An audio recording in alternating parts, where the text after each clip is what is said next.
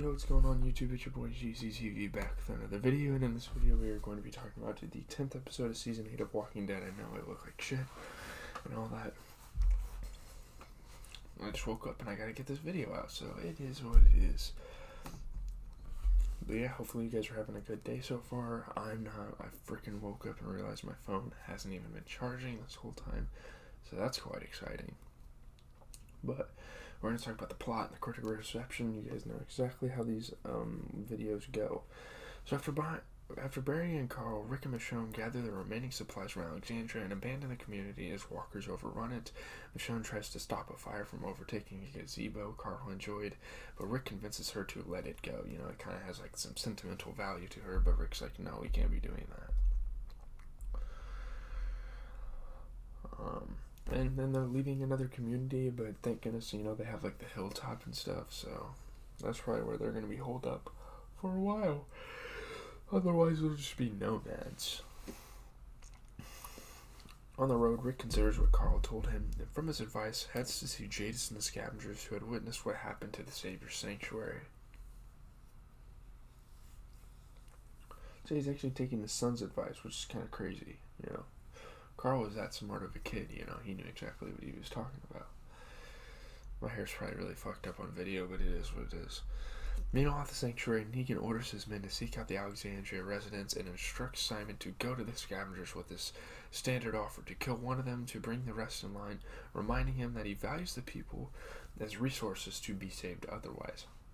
They don't want to kill anyone, they want to save them, they want to use them as their own men.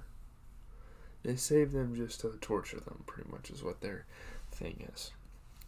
Just then, they receive a box sent by the Hilltop community with the message to stand down, containing the reanimated body of Dean, one of Simon's men. Which I think is pretty damn savage, if you ask me. I think it's awesome. That was an awesome moment. Elsewhere, Enid and Aaron are taken to the Oceanside community as prisoners for killing their leader, Natanya. Again, I'm really surprised that the Oceanside people didn't just kill them on the spot, honestly. Like, Natanya was like one of their leaders. I mean, that's pretty much like Michonne getting killed or something and the Alexandrians just not killing them. But I guess that's not who the Oceanside people are. I don't know. Natanya's granddaughter Cindy, after hearing Enid's pleas, decides to let the two live, but orders them to never return. Enid said, like, it's not really, it's gonna be bad for you guys if you kill us, because our group's gonna know.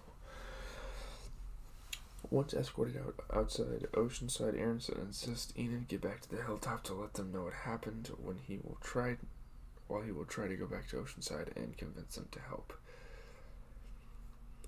Simon, not pleased with Negan's approach, and knowing the hilltop is the rest of his 38 men in captivity, goes to the scavenger's junkyard and accuses Jadis of going back on their deal with the Saviors, but gives Negan's offer of returning to the original terms of their deal and giving over all their guns. Jadis agrees, but Simon does not believe Jadis is showing enough remorse and kills her two lieutenants, Tamila and Brian. She punches him, causing Simon to then order his men to kill the rest of the scavengers, so literally every single scavenger dies in this episode, and it's just Jadis, which is crazy. That was a crazy turn of events when that happened. I couldn't believe it. I mean, I didn't think Simon was gonna go out there and have his men kill every single scavenger. Yeah, Jadis lost her sense of community, so there you have it. After, Simon reports back to Negan that all went well, though he spots paint on his shoe from the scuffle with Jadis. So yeah, it's kind of suspicious, you know. Why do you have paint on your shoe? By the time Rick and Michonne arrive at the junkyard, all the scavengers but Jadis have reanimated, so now it's a full-on zombie horde, and they have to fight them off. They find Jadis alone, having dropped her aloof nature. She explains that she had been an artist before the outbreak, having used the junkyard for materials, but afterwards, she and the Savior saw the junkyard as a way to keep themselves isolated from the rest of the world while using the entire yard as their canvas. So that was kind of like their ideals, I don't know. That's kind of like their outlook on life as a group, their status quo, maybe. Rick blames the death of the scavengers on Jadis for betraying them and siding with the Saviors. I mean, that's your fault. It kind of just flipped on itself.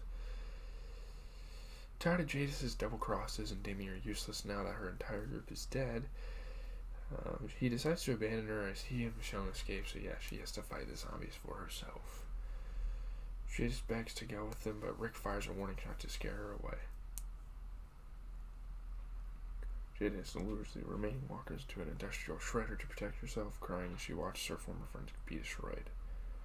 Yeah, because remember, those were her former, like, friends and stuff, and she had them killed, pretty much.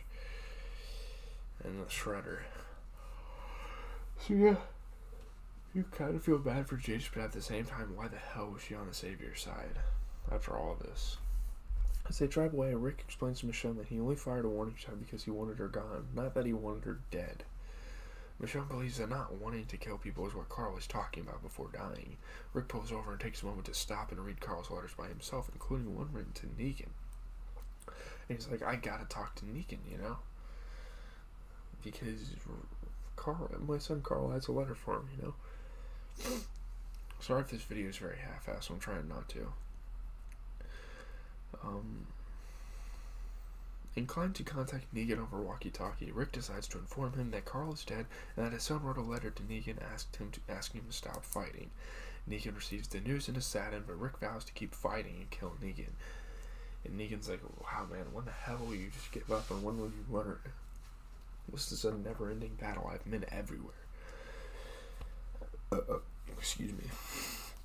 Negan retorts that it was Rick's intense focus on his war with Negan, that led to Carl's death, and that Negan helped save people, whereas Rick cannot. Wow, that is tough. Negan tells Rick that Rick has failed as both a leader and a father, so he's just taking shots. He demands Rick to stop fighting and making decisions that will keep getting people killed, and to give up because he has already lost. We don't know why, but I'm sure there's something that's going to happen in the next episode. This was a pretty good episode, 81%, 6.71 out of 10, 21 reviews on Rotten Tomatoes. The Lost and the Plunderers takes a segmented approach to focus on individual characters, albeit with mixed results, but overall I think it is pretty good. So yeah, I don't really have much to say today. I gotta go take a quiz, I gotta go to lunch class. When I get home, this is my temporary home, but when I get home, we're gonna be doing some 2K gameplay videos. It's the new season, new me for the channel. It's season 6 on my team, so we're probably gonna do some gameplays. I might do a Sinbular gameplay. I'm gonna do a Jordan Pool. I'm doing 2 today, 2 tomorrow. So that's kind of how the channel is going. Leave a like, comment, subscribe, all of that. I am out. Sorry if this video is